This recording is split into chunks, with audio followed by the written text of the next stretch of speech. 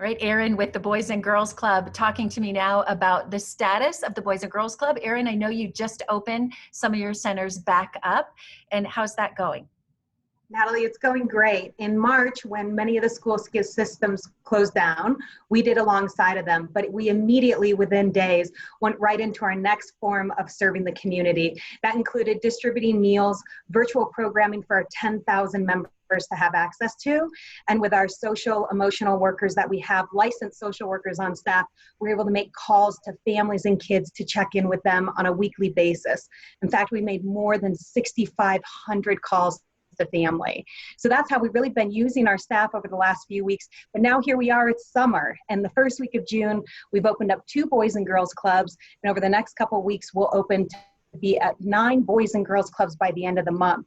Now, typically, we've got 20 clubs serving kids.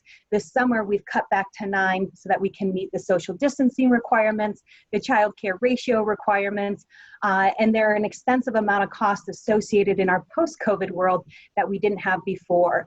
All of that said, by the end of June, we'll have 500 kids a day that we're able to serve at the Boys and Girls Clubs. We can't wait. You guys are such a vital part of our community, and I know you had to act so fast within a couple of days to get some virtual things up and running. But as you just said, you have 9 centers that will be open by the end of June. But typically, you would have 20 centers serving more than 2,500 kids, right? Yes, that's correct. And really our model has been impacted again by our governor's orders right now. We want to comply within those. We want to be part of the solution. And so we're doing so by being able to serve our kids and making sure that their health, their wellness, and their safety is the top priority each day at the clubs. Being such a vital part of the community, talk about the makeup of the kids that you serve.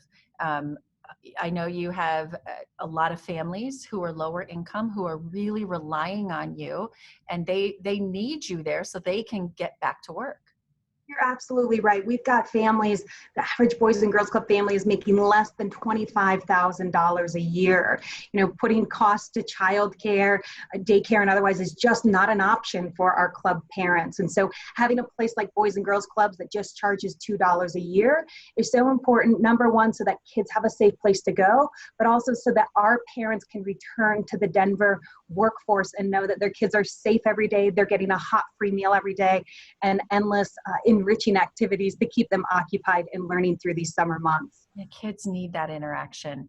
I know having a 10-year-old, like they need that so much. It's hard for them. So I bet it's really exciting for those kids who are back and even those who are communicating like you and I are virtually.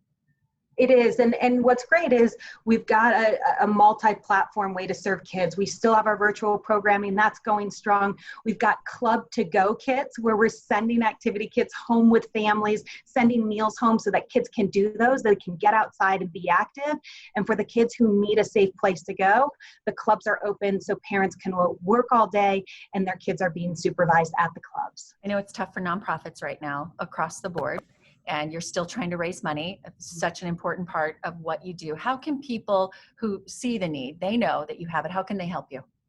You know, business models, not only across Denver, but the nation have been impacted in the nonprofit community. For instance, for us, it's double the cost to meet the new restrictions in a COVID world to serve a fraction of the kids. So best way to plug in is visit us at greatfuturesdenver.org. We've got a list of immediate needs that we have for this summer and continue to support those nonprofit providers in our community that are serving kids so that we can all support our economic engine, our city getting back to work while preserving our kids and making sure they've got a great place to go this summer.